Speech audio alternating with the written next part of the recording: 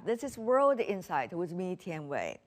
The Chinese Labor Day holiday saw the domestic tourism figures surpass 2019 levels for the very first time. And pictures show tourist sites like the Great Wall, the Terracotta Warriors, the Hangzhou West Lake engulfed with visitors. Outbound tourism numbers also picking up as it was the first golden week since COVID travel policies were relaxed. Outbound air travel increased by a whopping 900% compared to May last year, but still sits at 40% compared with 2019 figures. This is partly due to flight routes between Asia and North America or Europe still in the process of being fully restored. The person who knows the latest trends inside out is Jane Sun, CEO of Ctrip. We speak to her about the prospects for burgeoning travel and tourism industry in China and the world. Jane, welcome to World Insight on CGTN. Tell me more about your analysis of the characteristics of Chinese tourists during the Labor Day holiday. The Labor Day holiday is very exciting because this is the first major holiday after COVID. We have seen great pent-up demand being released. Both domestically as well as outbound. For domestic travel, the majority of the people are longing for going to the countryside and have a wonderful time with their family. In particular, the travelers who were born after 2000 accounts for more than 35% of our total bookings. And their booking increased 10 times compared to 2019, which represents a strong pickup. And we're very excited to see the new travelers with such a young age having a very strong buying power. And also for the outbound travel, although the flight only recovered about 30 to 40%, but the demand side is very strong. So going forward into the summer, we anticipate strong growth going forward. Very interesting. Two important trends. One is the Generation Z, as they say, Gen Z travelers picking up, and also about the outbound. Let me ask one by one about the Gen Z generation. What are some of the consumption habits that they are having demonstrated during the Labor Day holiday travel season? They are looking for more unique experience, what we call philanthropism. They prefer to travel to areas that are less known and would like to use these proceeds as a philanthropy. So the new term we use is philanthropism. And a lot of them likes to do self-driving. So we can see the SUV pickup is very strong. And they want to have unique experience, so hiking tour, diving, etc. These are very popular among the Gen Z travelers. What is likely to be the range that they are spending on their travels at this time? Are they doing more than, let's just say, the older generation, or are they quite economic when they're traveling? From our platform, we have seen the GMV per person has increased more than 30% compared to 2019. Compared to for the outbound travel, the pickup is even higher to more than 50% per person per trip.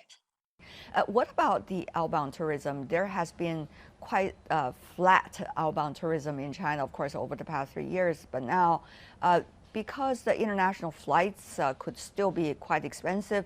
So how do you see people are articulating their choices? Yes, outbound tourism, if you look at the search site, the demand already recovered to 2019 level. But if you look at the air capacity, in Q1, the air capacity recovered about 10 to 20% compared to 2019. And in Q2, we saw about 30 to 40% recovery for air capacity. So hopefully by the end of the year, a majority of the air routes will be recovered fully. Now according to the official statistics, 19% increase compared to 2019 in terms of the number of tourists that travel during the Labor Day holiday season, Chinese.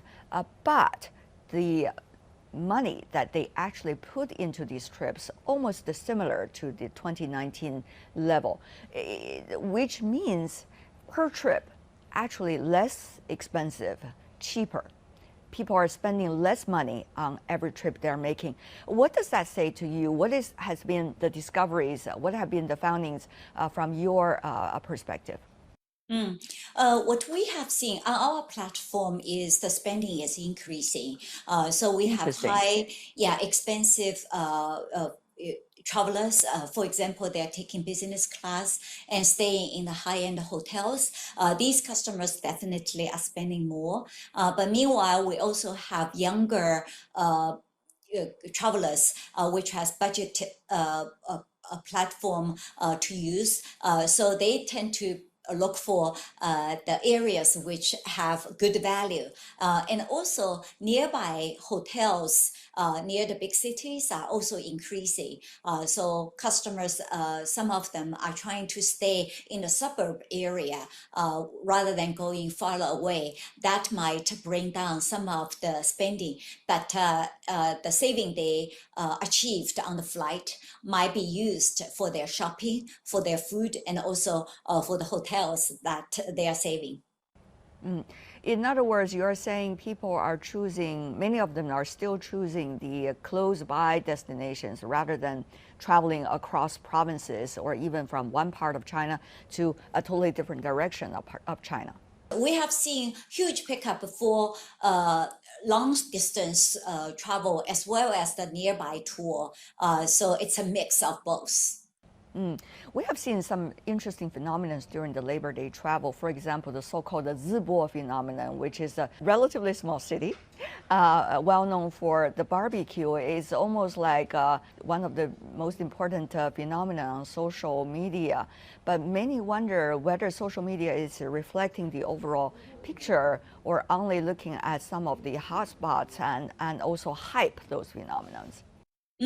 Yes, Zibo is really an exciting city during the holiday season. I think both the customers and the government and also suppliers are working very well together to make sure the user's experience is enhanced. And China has many more cities like that, such as Nanchang, Shantou, Yanhai. These are the small cities, but very much liked by the new generation. So I'm very confident with Zibo from the more and more local cities will exhibit their creativity to attract more travelers to their beautiful cities. On the other hand, the social media phenomenon, some argue, has been actually not that accurate in terms of reflecting the reality. For example, in Yunnan province, which is still one of the provinces that attract most of a huge number of tourists this year as well, just as before, the city of Lijiang, for example, is one of the most well-known destinations. Some social media products portrayed it as not with many tourists, but the reality is the other way around. So how do you see, the role of social media vis-a-vis the realities of tourism in China? Yes, for us, it's very important. Every comments, every ranking our customer does has a real booking behind it. For example, if our customers stay in one hotel, then he or she will be allowed to rank that hotel. Without the real booking, we won't allow any person to make comments because we want to make sure our data is reliable. Customers spend so much money and also spend so much time traveling to these areas. We want to make sure the information we provide is reliable. Another thing is the Labor Day holiday numbers all looking very excited, but many say whether this is revengeful, quote unquote. In other words, will this trend still be sustainable? Yes, we believe that we at least can recover to 2019 level globally. If you look at 2019, more than 10% of the global GDP are associated with travel. More than 11% of the job opportunities are associated with travel industry.